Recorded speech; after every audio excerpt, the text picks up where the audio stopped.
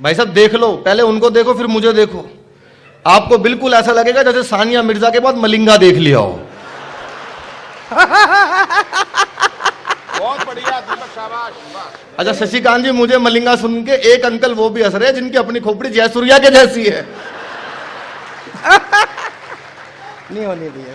Tension का माहौल है सर, पूरे देश में टेंशन है, पूरी दुनिया में टेंशन चल रही है। लेकिन मैं आप सबको बताऊं, मैं दिल्ली से आया हूं और हमारा टेंशन कुछ नहीं बिगाड़ सकती। हमारा दिल्ली वालों का टेंशन भाई साहब कुछ नहीं बिगाड़ सकती। हमारा क्या बिगाड़ेगी? हमने तो टेंशन को मुख्यमंत्री बना रखा है। टेंशन नहीं है भाई साहब, हमारा किसी राजनीतिक पार्टी से कोई लेना देना नहीं है, क्योंकि किसी का हमसे ही नहीं है। वाह! हमारे मुख्यमंत्री जी का तो एक ही काम है, सुबह सुबह उठो, नहा धो के शीशे के सामने जाके डेली एक ही डायलॉग, एक बार दिल्ली पुलिस मुझे दे दो, ठीक कर दूंगा इसको। एक बार दिल्ली पुलिस दे दो, ठीक कर दूंगा। मैंने कहा सर दिल्ली पुलिस भी आपके बारे में यही कह रही है, एक बार दे दो बस। ये मैडम माइक यहां पे इसलिए रखा गया क्योंकि महिलाओं को हंसाना बड़ा मुश्किल होता है, तो इसलिए आपके सामने रखा गया है कि यहां सुना, और माइक सामने रखा हो, सामने इतनी सारी महिलाएं बैठी हो, समझ लो कवि की लाश जाएगी वहां से। बड़ा मुश्किल होता है महिलाओं को हंसाना भाई साहब। मुझे याद है, क्योंकि इनको मेकअप करने वाले भी समझा के भेजते हैं, ज्यादा हंसोगे तो चेहरे के पीओपी की हमारी कोई गारंटी नहीं। किसी भी महिला से पूछ लो आप, कोई अपनी उम्र कभी ठीक नहीं बताएगी, किसी से पूछ लो आप। वो तो रास्ते में आज रुचि जी ने अपनी उम्र बता दी 58 साल, सच वरना हर कोई नहीं बता पाता, कोई नहीं बता पाता, बहुत मुश्किल है भाई साहब। मैं ट्रेन में आ रहा था एक बार, बीच वाली बर्थ पे, ऊपर वाली बर्थ पे 30-35 साल की महिला, नीचे वाली पे 70-80 साल की, बीच में मैं। ऊपर वाले ने नीचे वाली से पूछा, बोला बहन तुम्हारी उम्र कितनी होगी? 70-80 वाली बोली होगी 30-35। इतना बड़ा घोटाला चिदम्बरम के लड़के ने भी नहीं किया। अब 70-80 वाले ने 30-35 वाले से पूछा, बोला तुम्हारी उम्र कितनी होगी? बोली होगी 18-20। मैं बर्थ से नीचे गिर गया। बोली क्या कर रहे हो? मैंने कहा पैदा होने की कोशिश।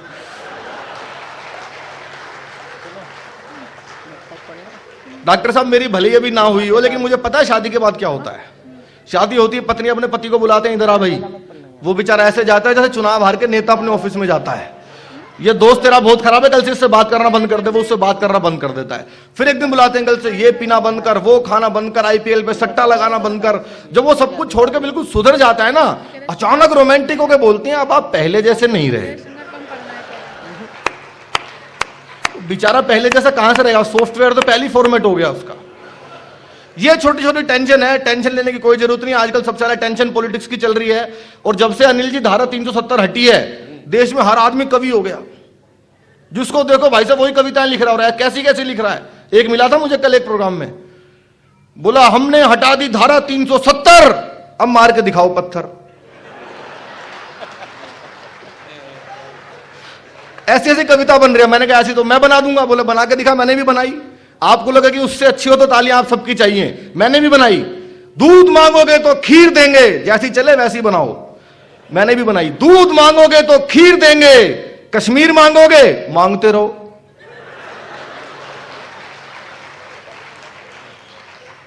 कोई टेंशन वेंशन नहीं है भाई साहब नेताओं की। हम लोग तो दिल्ली से आए हैं, दिल्ली में सारे पूरी देश की पॉलिटिक्स दिल्ली से चलती है। मैं देश के कुछ बड़े बड़े राजनेताओं को आपके मंच पर प्रस्तुत करूंगा। आपको लगे कि वे सब नेता आपके बीच में आ गए तो मुझे आपकी तालियों से सबका आशीर्वाद चाहिए। एक से बढ़ के एक नेता है सर हमारे देश में। एक नेता है बिहार में, लालू यादव। अब सब जानते हैं, सबसे ईमानदार आदमी है वो। जिस जेल का उद्घाटन किया था उसी में बंद रहे। वाह! लालू जी का भाषण सुनना। लालू जी पिछले दिनों भाषण दे रहे थे, 2 साल पहले मेरे सपने में आए थे, मैंने उनको सुना। उन्होंने भाषण दिया, सामने आपके जैसे इंटेलिजेंट लोग बैठे हुए थे। एक लड़का उठा, एक लाइन में लालू जी को निपटा दिया। लालू जी जैसी माइक पे आए, नरेंद्र मोदी,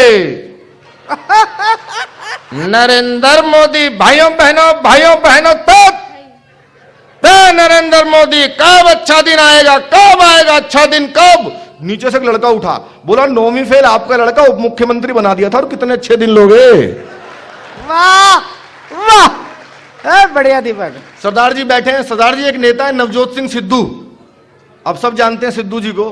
मैं और सुंदरानी जी लाफ्टर चैलेंज 3 में थे। हम लोगों को माइक ले जाकर रखना होता, सिद्धू जी को हंसना होता था, पर वो हमसे पहले भाषण देना शुरू हो जाते थे। और आप सबको पता है कि अगर एक बार सिद्धू जी भाषण देना शुरू कर दें, या तो भगवान रुकवा सकता है या इमरान रुकवा सकता है। वाह! बहुत लंबे लंबे भाषण देते हैं भाई साहब। एक नया लड़का आया, उसने जैसे ले जाके माइक रखा, गुरु मैं कहता हूं तुझ में वो बात है, तू ही है जो सागर को नदी, दशक को सदी बना देगा। माय डियर फ्रेंड, तुझ में वो कला है, नदियां नाले पर्वत झर्रे गागर सागर। वो बंदा डर गया, बोला जी माफ करो, मैं तो माइक टेस्ट करने आया था। वाह वाह वाह वाह वाह वाह वाह वाह, बढ़िया दीपक। एक से बढ़ के एक नेता है भाई साहब। हाँ, लेकिन एक नेता दोस्तों मैंने ऐसे ढूंढ के निकाले पूरे देश में, जिनका भाषण 3 पीढ़ियां समझ नहीं पाई। 3 पीढ़ियां बीत गई, ये नेता बोल क्या रहा है मुझे समझ में नहीं आया, मेरे पिताजी को समझ में नहीं आया, दादाजी भी बिना समझे ही चले गए। मुलायम सिंह यादव भाई साहब, किसी को समझ में नहीं आता, किसी को तो क्या उनके बेटे को समझ में नहीं आ रहा। अखिलेश यादव से पूछा आपके पिताजी ने क्या कहा, उन्होंने जो भी कहा ठीक कहा। क्या कहा ये नहीं पता। अभी पिछले दिनों भाषण दे रहे थे और पूरे भाषण में यही समझ आ रहा था, राहुल ने मरवा दिया, इसके अलावा कुछ भी नहीं पता। उन्होंने जैसे ही भाषण देना शुरू किया, उत्तर पड़ेगा हमारा जनता, हमारी बात चली वो लिखो जिससे हमारी पेन और डायरी लिखे, जिससे हमारा राहुल ने मरवा दिया। मैं कितना हंस रहा हूं देख। मुझे कुछ समझ नहीं आया भाई साहब, मैंने थोड़ी टीवी की आवाज तेज की, मैंने कहा अब शायद समझ में आ जाए, वो दोबारा शुरू हुए। हमारे देश चली हुई उत्तर प्रदेश, हमारे अगले पेन और डायरी लिख के राहुल ने मरवा दिया। मैं पिताजी को ले आया बुला के, मैंने कहा रक्षा मंत्री रहे देश के, पता नहीं क्या बोल रहे हैं। वो फिर शुरू हुए, हमारे देश चली हुई उत्तर प्रदेश लखनऊ, हमारे अगले हम मायावती तुम्हारी बुआ और हमारे जितने चले और राहुल ने मरवा दिए। ठीक है, पिताजी बोले बेटा टीवी बंद कर दे वरना सबको यही मरवा देगा। ये क्या, हर नेता का अपना स्टाइल है। और बहुत सारे नेता थे जो कुछ नाराज भी रहे। अभी इलेक्शन भी खत्म हो गए हमारे देश के, इलेक्शन के रिजल्ट आने के बाद भी नेताओं की प्रतिक्रिया आई भाई साहब। शत्रुघ्न सिन्हा जी बिहार में आप सब जानते हो, शत्रुघ्न सिन्हा जी ने मोदी जी से सीधा सीधा पंगा लिया और हार गए। अभी शत्रुघ्न सिन्हा जी बैठे हुए थे, रिजल्ट देख रहे थे, कोई बोला भाई साहब आप हार रहे हो, खामोश खामोश। इधर से कोई बोला भाई साहब आप हार रहे हो, खामोश। इधर से कोई बोला भाई साहब हार गए, बेहोश। ये नेताओं का मामला है सर। मेरी बात हुई अभी लाल कृष्ण आडवाणी जी से सपने में। आपको लगा कि लाल कृष्ण आडवाणी जी आपके भेल के ऑडिटोरियम में आ गए तो मुझे तालियों से बताना। मेरी उनसे बात हुई सर, मैंने कहा आडवाणी जी आप गए, मोदी जी आपसे मिलने आए, क्या बातचीत हुई। आपको लगा कि आडवाणी जी ने एग्जैक्ट यही बोला होगा, तो मुझे आप सबका आशीर्वाद चाहिए। देखिए, मैंने 2 बातें पूछी हैं नरेंद्र भाई मोदी से। पहला तो मैंने पूछा कि इतना बड़ा चमत्कार कैसे हुआ, दूसरा ये पूछा कि राष्ट्रपति का चुनाव कब है।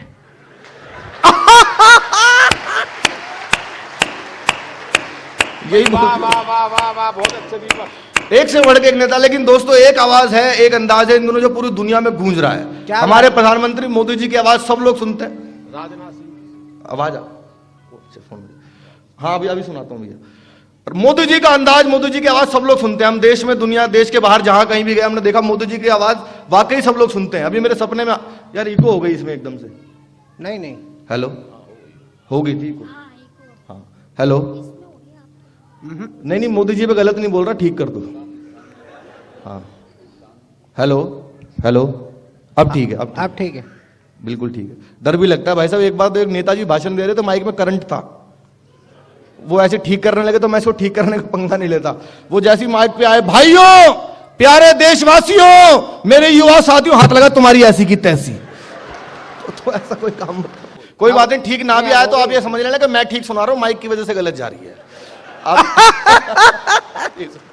मोदी जी मेरे सपने में आए। मैंने मोदी जी से देश की बड़ी गंभीर समस्याओं में बात की। मोदी जी का भाषण इतना पॉपुलर होता है, पूरी दुनिया उनको सुनती है, अमेरिका भी सुनती है, ट्रंप भी सुनता है। मैंने तो पिछले दिनों 4 पंक्तियां लिखी थी धारा 370 हटने के बाद और उनके चुनाव जीतने के बाद कि उत्तर दक्षिण पूर्व पश्चिम तक भारत को मिला दिया, तुमने तो आके मुरझाए हुए चमन को खिला दिया, जो भी आया टकराने सबको भीतर तक हिला दिया, चाय पिलाने वाले ने सबको पानी पिला दिया। मोदी जी मेरे सपने में आए, मेरी मोदी जी से बात हुई, देश की बड़ी गंभीर समस्याओं पे बात हुई। आपने पिछले दिनों घटना देखी होगी, सबकी चोटियां काट के ले गया था कोई। पता है ना, महिलाओं को खास करके पता होगा, चोटी कटवा गैंग आ गया हरियाणा में, उत्तर प्रदेश में, दिल्ली में। आज तक नहीं पता भाई साहब किसने काटी या खुद ही काट ली, किसी को नहीं पता आज तक। मोदी जी मेरे सपने में आए, मैंने उनसे बात की, मैंने भाई साहब देश में इतनी बड़ी घटना हो गई, महिलाओं के बाल काट के ले गया कोई, मोदी जी ने भाषण देना शुरू किया। आपको लगे कि मोदी जी एग्जैक्ट यही बोलते, पीछे पीछे केजरीवाल जी आए और वो भी यही बोलते, तो मुझे आप सबका आशीर्वाद चाहिए, पहले मोदी जी आए। भाइयों बहनों, मेरे देश में कोई चोटी काट कर ले जा रहा है।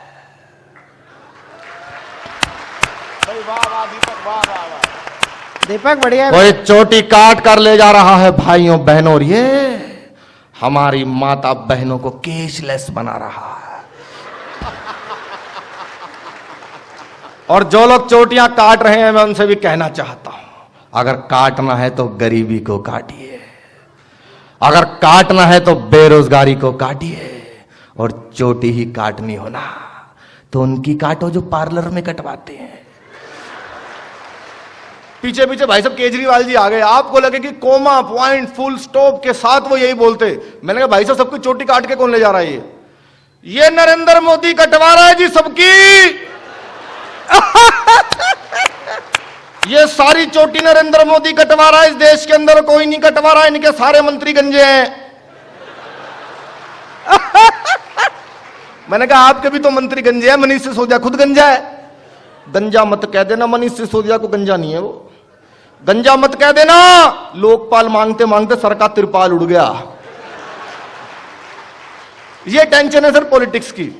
एक और अभी मैं मेरे दिमाग से निकल गया, भूल गया था मैं, एक और आवाज मैं आपको सुनाता हूं, आपको बहुत आनंद आएगा। उसके बाद फिर नई नई आपको अच्छी अच्छी कविताएं सुनाऊंगा। एक और आवाज है जो बहुत प्रसिद्ध है, बहुत पॉपुलर है, भारत के रक्षा मंत्री आदरणीय राजनाथ सिंह जी। आपने उनका भाषण सुना है सबने? बहुत बढ़िया भाषण देते हैं भाई साहब, उनका अंदाज आपने देखा होगा, हाथ उनके चलते हैं ऐसे ऐसे ऐसे। अगर टीवी की आवाज बंद करके सुनो तो ऐसा लगता है मुंह को बधिरों के समाचार चल रहे हो। मेरे बहुत पसंदीदा नेताओं में से एक है, हमें मुझे बहुत प्यार भी करते हैं वो। आपको लगे कि राजनाथ सिंह जी आपके बीएचईएल में आ गए तो मुझे बताना जब वो लोकसभा में भाषण देते हैं। अभी पिछले दिनों भाषण दे रहे थे। अध्यक्ष महोदया, मैं कहना चाहता हूं कि जहां तक प्रश्न हमारे देश की सरकार का है तो वह नरेंद्र भाई मोदी काफी आगे निकल गए हैं, बाकी नेताओं से बहुत आगे निकल गए हैं। भाई हूँ यार, वाह वाह वाह वाह वाह वाह वाह वाह, बढ़िया दीपक, बढ़िया बेटे। मैं समझता हूं कि हमारे यशस्वी प्रधानमंत्री नरेंद्र भाई मोदी काफी आगे निकल गए हैं। मैंने कहा जी कितना आगे निकले? कम से कम 56 इंच।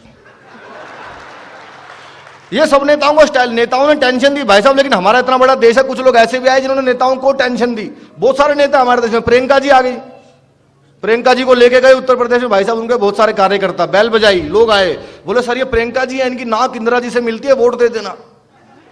अगले घर में गई, वहां फिर बैल बजाई, बोले सर ये प्रियंका जी हैं, इनकी नाक इंदिरा जी से मिलती है, इनको वोट दे देना। अगले घर में गए, वहां उन्होंने वोट ही नहीं मांगा, क्योंकि वहां पहले से ही बोर्ड लगा हुआ था, मेरे दादाजी का चश्मा जयप्रकाश नारायण से मिलता है। नेताओं की बहुत टेंशन है, लेकिन हमारा इतना बड़ा देश है, कुछ लोग ऐसे भी आए जिन्होंने नेताओं को टेंशन दी, जैसे बाबा रामदेव भाई साहब, बहुत टेंशन दी नेताओं को, आज भी दे रहे हैं, पर अब ये नहीं पता किसको ज्यादा दे रहे हैं। बाबा ने अपना मंच बनाया था एक बार दिल्ली में, सबको ऐसे योग सिखा रहे थे। अचानक बाबा की एक आंख फड़कने लगी, किसी ने कहा बाबा आपकी आंख में कुछ प्रॉब्लम है क्या? नीचे बैठ जा, कपालभाति कर रही है।